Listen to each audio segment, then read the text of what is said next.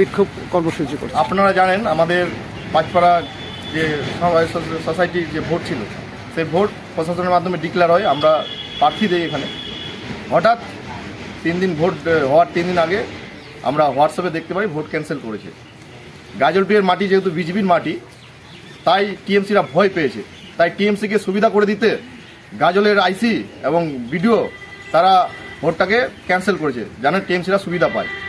এই দুর্নীতি চলবে না বেশি দিন। আমরা যেহেতু উচ্চ মাধ্যমিক পরীক্ষা চলছে, ছাত্রছাত্রীদের স্বার্থে আমরা বৃহত্তর আন্দোলনে নামিনি। আজকে আমরা সোসাইটি ঘেরাও করেছি।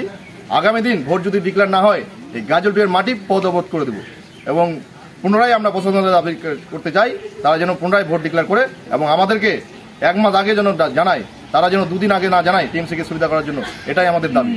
আপনার নাম কোন? আমার নাম নিরঞ্জন মণ্ডল, গাজল মণ্ডলের সভাপতি। আজকে আমরা পাঁচপাড়া সমবায় সমিতিতে যে ভোট ছিল, প্রার্থীদের নির্বাচনও করা হয়েছিল, কিন্তু সেই ভোট আমরা 3 দিন আগে জানতে পারি যে না, ভোটটা ক্যান্সেল করা হয়েছে। এবং এই ভোট কেন ক্যান্সেল করা হলো?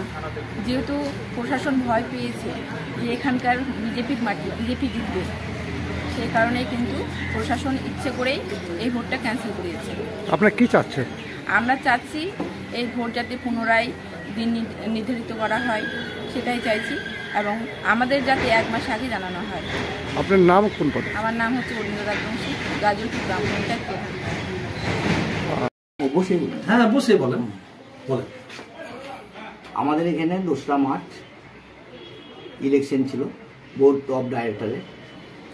সেই ইলেকশনটা 1 তারিখে, ওটা 28 তারিখে প্রশাসন তার প্রশাসন এই হিসাবে পুলিশ প্রোটেকশন দিতে পারবে না, তার জন্য এআরও সাহেব নির্বাচনটাকে স্থগিত করে দেয়।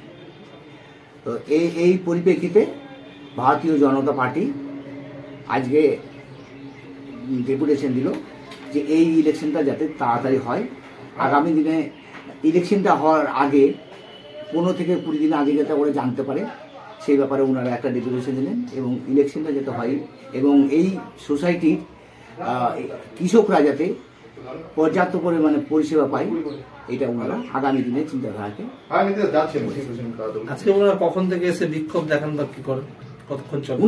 ওনারা 12টার সময় এসেছিলেন, দুপুর 12টায় এসেছিলেন, 1 ঘন্টা ধরে বিক্ষোভ করলেন। কি আশ্বাস দিলেন? কোনো কি অপ্রীতিকর কোনো ঘটনা ঘটেনি? না, কোনো অপ্রীতিকর ঘটনা ঘটেনি।